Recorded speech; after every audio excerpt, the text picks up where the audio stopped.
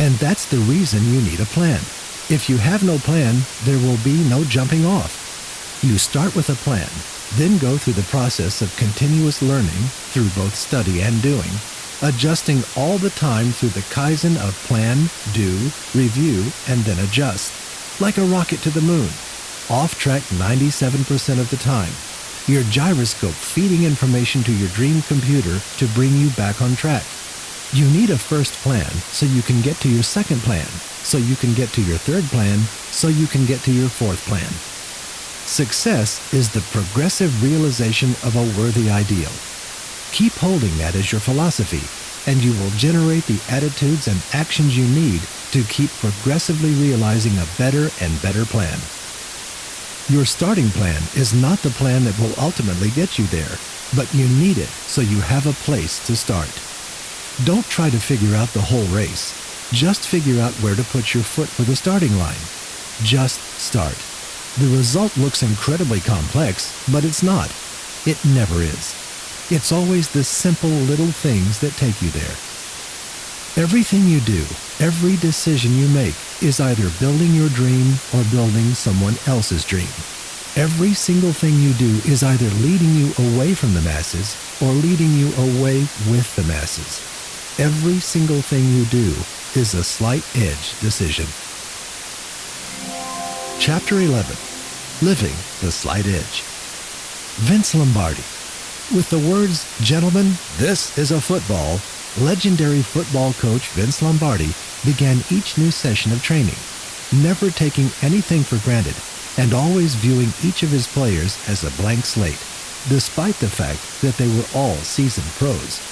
The first time Lombardi uttered his famous line, Green Bay Packer great Max McGee delivered his own immortal retort, "Coach, could you slow down a little? You're going too fast for us," and got a chuckle even from the unflappable Lombardi.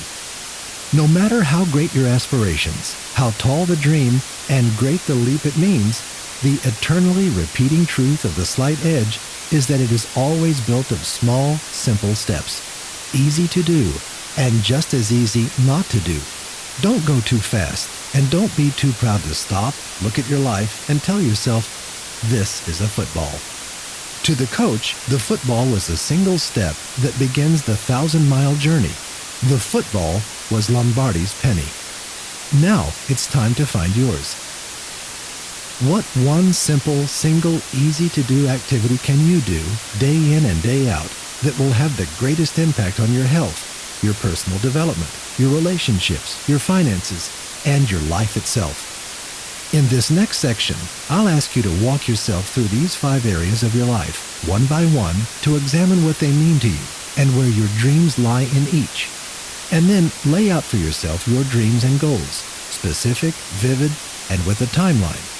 The price you're willing to pay, a plan to start, and finally, one simple daily discipline that you will commit to doing each and every day from now on. Go ahead now and take this stroll through your life. Take a pencil as a walking stick.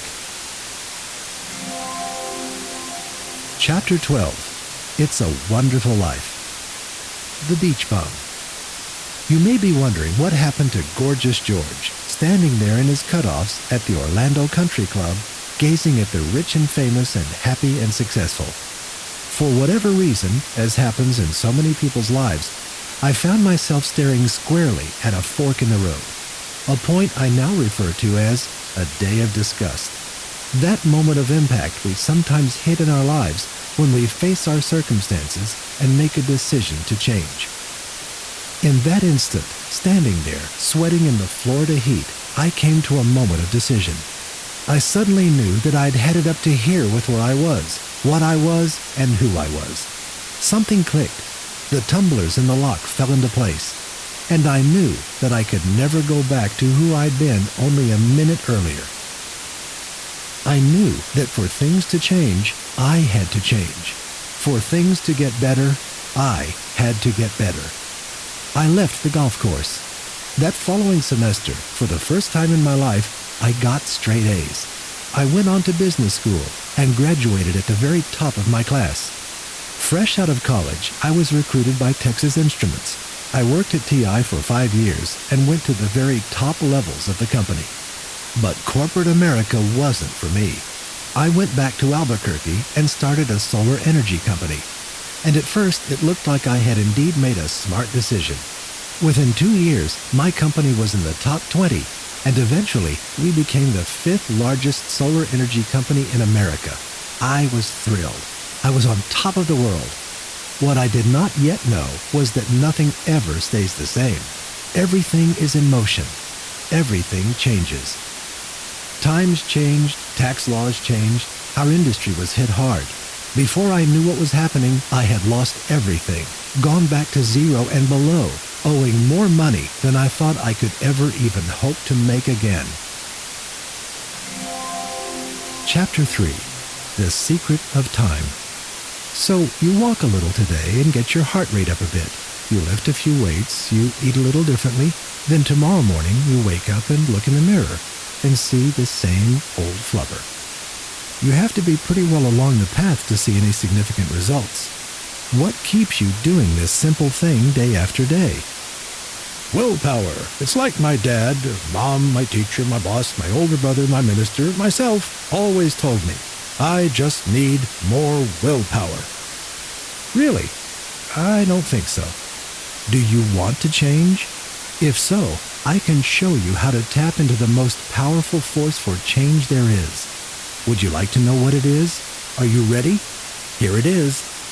Time. Position your daily actions so time is working for instead of against you, because time will either promote you or expose you. What keeps you on the path is your slight edge philosophy, which includes your understanding of the secret of time. Knowing the secret of time, you say, if I stay on this road long enough, I'll see the results I seek. It's not a question of your mood, your feelings, or your attitude. And it's not a question of willpower. It's a question of simply knowing. When you enter a darkened room, why does your hand reach out for the light switch? It's because you know that when you hit the switch, the light will go on. You don't have to give yourself positive self-talk about how you really ought to hit that light switch, or set up a system of rewards and punishments for yourself around whether you follow through or not with hitting the light switch. You don't need any rigmarole. You just hit the light switch. Why? Because you know what will happen. You know. It's the exact same thing here. You walk a little every day, lift a few weights, eat a little better, and leave the penny in the purse. Hit the light switch, because you know it will make you healthy and wealthy. The light will turn on. It's the exact same thing, no different, except for one thing, and that is time.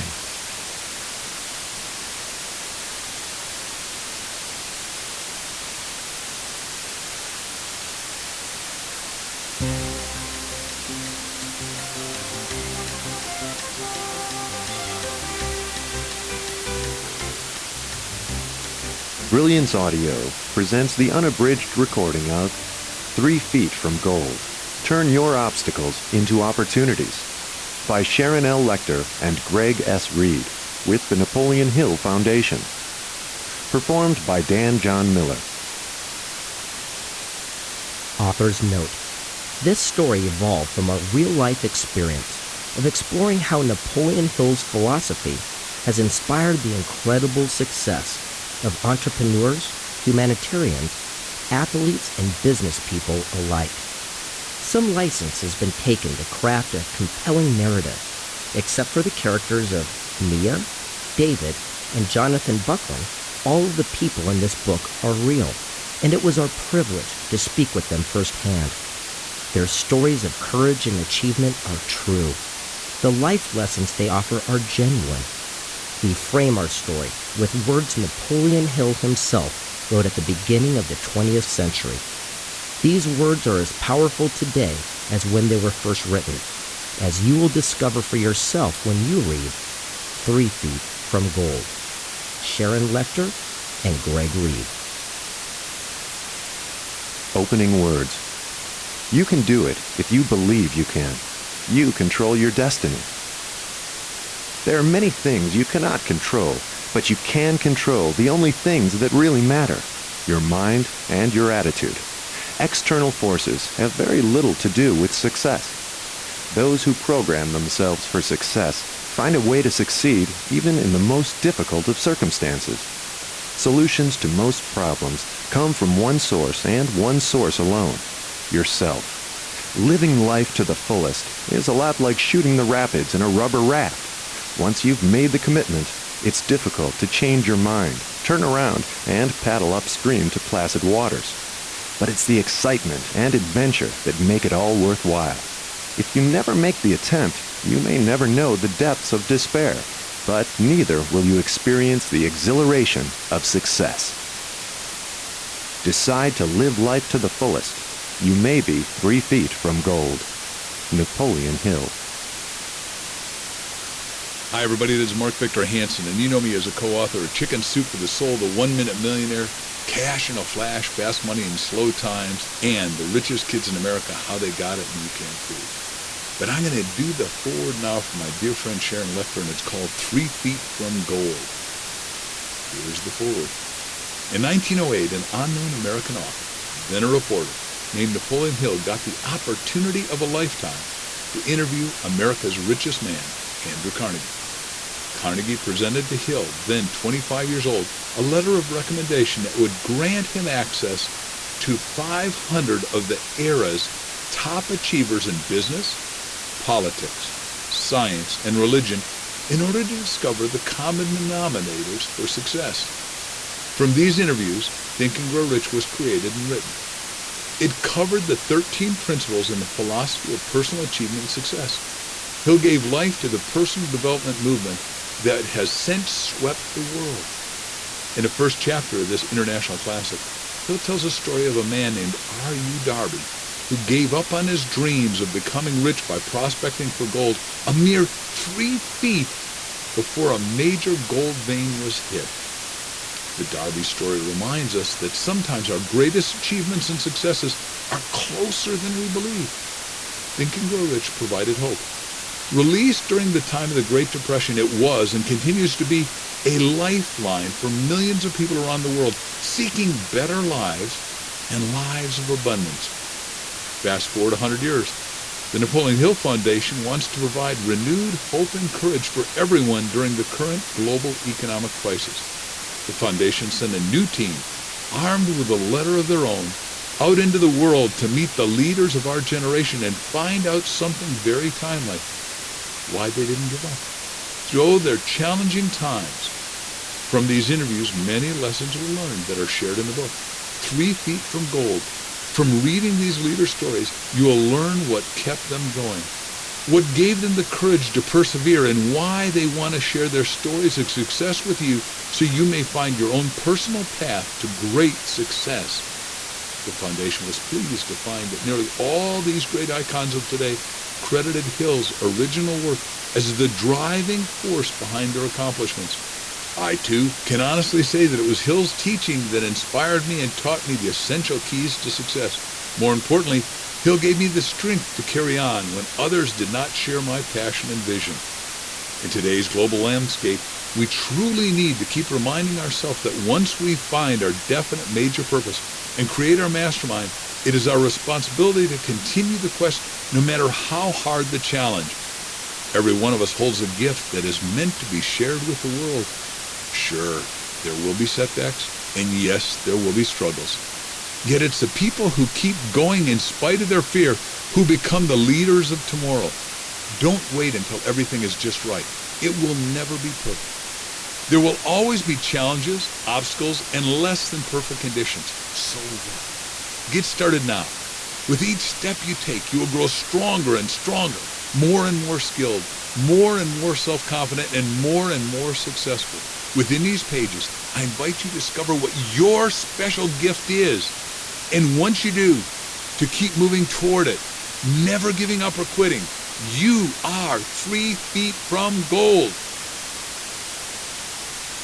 Every adversity, every failure, and every heartache carries with it the seed of an equivalent or greater benefit.